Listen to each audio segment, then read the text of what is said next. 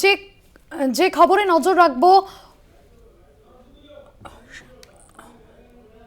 সরস্বতী পুজোয় ফলের বাজার চড়া এবং রোববারই সরস্বতী পুজো, তার আগে ফলের বাজার চড়া। 2রা ফেব্রুয়ারি সরস্বতী পুজো, তার আগে বিভিন্ন যে বাজারগুলিতে সেখানে ফলের দাম চড়া। এই মুহূর্তে সেই ছবি আপনাদের সামনে তুলে ধরছি। তবে সবজির দাম কিছুটা কম হলেও দাম দিয়ে কিনতে হচ্ছে সবজি। সরস্বতী পুজোর আগে চড়া দাম ফলের এবং কার্যত নাকাল হতে হচ্ছে মধ্যবিত্তকে। 2রা ফেব্রুয়ারি সরস্বতী পুজো, তার আগে বিভিন্ন বাজারের ছবি আপনাদের সামনে তুলে ধরবো। সেখানে ফলের দাম যেরকম চড়া, পাশাপাশি সবজির দামও কিন্তু যথেষ্টই চড়া, আর তা কিনতে গিয়ে কার্যত নাকাল হতে হচ্ছে মধ্যবিত্তকে। সবজির দাম কিছুটা কম হলেও দাম দিয়ে কিনতে হচ্ছে ফল।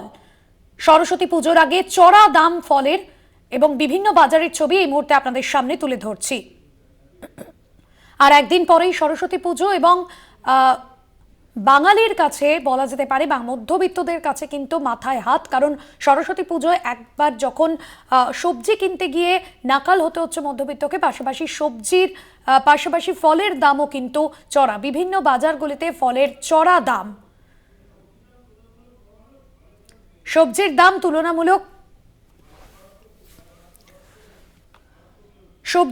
তুলনামূলক কম হলেও ফলের দাম কিন্তু যথেষ্টই চড়া রয়েছে এবং সে জায়গায় ফল কিনতে গিয়ে নাকাল হতে হচ্ছে সাধারণ মানুষজনকে। বিভিন্ন বাজারগুলিতে ফলের দাম চড়া, তবে সবজির দাম অনেকটাই কম, এমনটাই জানা যাচ্ছে।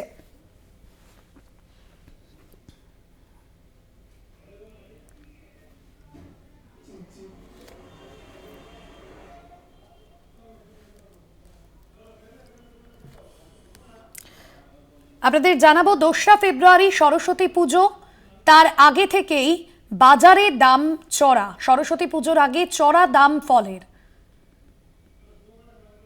মানিকতলা থেকে রয়েছেন আমাদের প্রতিনিধি শুভঙ্কর মণ্ডল। শুভঙ্কর, মানিকতলা বাজারে ফলের দাম চড়া, তবে সবজির দাম অনেকটাই তুলনামূলক কম। ফলে কিনতে গিয়ে কার্যত নাকাল হতে হচ্ছে মধ্যবিত্ত বাঙালিকে।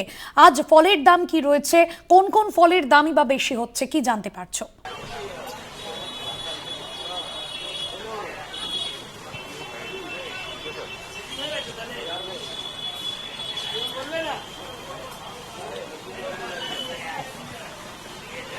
দেখো, সকাল থেকে আমরা মানিকতলা বাজারে রয়েছি, বহু ক্রেতাকে আমরা দেখেছি মানিকতলা বাজারে আসতে। যেহেতু 2 তারিখ 2রা ফেব্রুয়ারি সরস্বতী পুজো রয়েছে এবং এবছর কিন্তু একেবারে 2 দিন ধরে সরস্বতী পুজোর তিথি রয়েছে, 2 তারিখ এবং 3 তারিখ। তবে অনেকেই একেবারে 2 তারিখে সরস্বতী পুজো করবেন, বাগদেবী আরাধনায় কিন্তু মাতবে বাঙালি। এবং সেইখানে দাঁড়িয়ে স্বাভাবিকভাবে এই যে সরস্বতী পুজো, এই সরস্বতী পুজোতে ফলের কিন্তু একটা মাহাত্ম্য রয়েছে এবং সেই কারণে ফল বাজারে যখন আমরা দেখেছি এখানে আসতে কেনাকাটা করতে, তখন কিন্তু স্বাভাবিকভাবেই ক্রেতাদের কিছুটা হলেও ফলে হাত দিতে গিয়ে ছ্যাঁকা লাগছে, কেননা ফলের দাম সবজির তুলনায় অনেকটাই বেশি। আমরা দেখেছি সবজি, তার মধ্যে কড়াইশুঁটি থেকে শুরু করে ফুলকপি, বাঁধাকপি, বিভিন্ন ধরনের সবজি, সেগুলো কিন্তু একদম প্রথম দিকে শীত পড়ার সময় আমরা দেখেছিলাম ভাস্বতী বেশ কিছুটা বেশি, সেগুলো অনেকটাই কমে গিয়েছে। তবে ফলের দামের মধ্যে কিন্তু সেরকমভাবে কিন্তু দেখতে পাচ্ছি আমরা যে ফলের দাম অনেকটাই চড়া রয়েছে।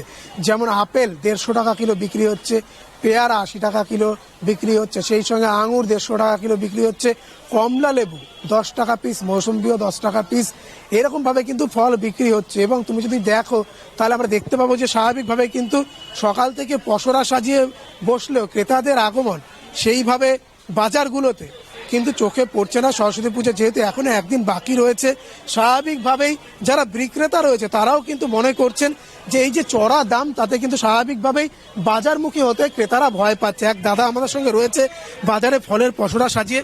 দাদা, সকাল থেকে এই সরস্বতী পুজোর বাজার কেমন রয়েছে? খুব খারাপ, নিজেরাই তো দেখাতে পারছেন। 1 ঘন্টা বসে আছি, কোনো কাস্টমার নেই, তবু তার মধ্যে টুকটাক চলছে, এটাই। ফলের দাম কি সবজির থেকে বেশ কিছুটা চড়া হয়েছে? সবজির থেকে ফলের দামটা একটু বেশি আছে। স্বাভাবিক, একটা পুজো সিজন চলছে, এইভাবেই। এই কারণেই কি ক্রেতারা বাজারমুখী হতে একটু ভয় পাচ্ছে, বা যতটা কেনার দরকার তার থেকে কম কিনছে? যা 1 কিলো প্রয়োজন সে ½ কিলো কিনছে, কি করবে? কিছু করার নেই, ওইভাবেই চালাতে হবে। সকলে একই অবস্থা। আমার বেশি হাই দামে কিনছি, হাই দামে আমাদেরকে বেচতে হচ্ছে, কিছু করার নেই। শুনতে পেলে যে এইখানে কিন্তু যেভাবে তারা পসরা সাজিয়ে বা বলা যেতে পারে যে বাজার সাজিয়ে বসেছেন, সেখানে স্বাভাবিকভাবেই কিন্তু এই যে ফলের দাম যেভাবে চড়া ফলের দাম, সেই ফলের দাম কিন্তু কিছুটা হলেও ক্রেতাদের ভাবাচ্ছে। এবং কিছুক্ষণ আগে আমরা ক্রেতাদের সঙ্গে বেশ কয়েকজনের সঙ্গে কথাও বলেছিলাম, তারাও কিন্তু জানাচ্ছেন যে এই যে ফল, সেই ফল কিনতে গিয়ে কিন্তু তাদেরকে রীতিমতো ভাবতে হচ্ছে। অর্থাৎ বোঝাই একজন যাচ্ছে ক্রেতা আসছে, আমরা একটু কথা বলার চেষ্টা করব। একজনকে পেয়েছি, আমরা একটু যদি কথা বলে নিতে পারি। বলছি, পরশুদিন তো সরস্বতী পুজো দিদি, সেইখানে দাঁড়িয়ে স্বাভাবিকভাবেই এই সরস্বতী পুজোর দিন বাজারে ফলের দাম কেমন দেখছেন আপনি? ফলের দাম তো প্রচুর, মানে আপনার তো শশা তো মানে 70 থেকে 80 টাকা কিলো ছাড়া তো নেই। এমনি কুল তো আপনার 100 টাকা কিলো এখনো হয়ে আছে।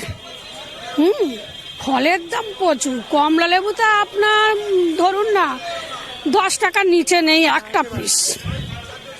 সরস্বতী পুজোয় হয়তো 20 টাকা কি 15 টাকা হয়ে যাবে। মানে যতটা টাকা নিয়ে আসছিলেন তাতে যেটুকু হচ্ছে ভাবতে হচ্ছে কিনতে। ভাবতেই তো হচ্ছে, সবেরই দাম বেশি। কোনটা কমেছে বলুন আপনি? কোনোটাই কমে না।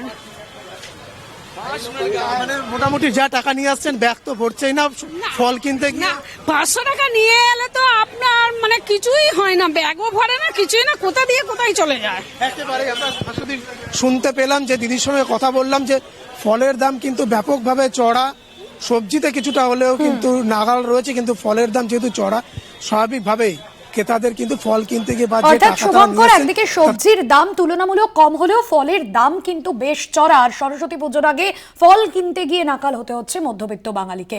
ধন্যবাদ জানাবো শুভঙ্কর। সরাসরি ছিলেন মানিকতলা বাজার থেকে প্রতিনিধি শুভঙ্কর মণ্ডল।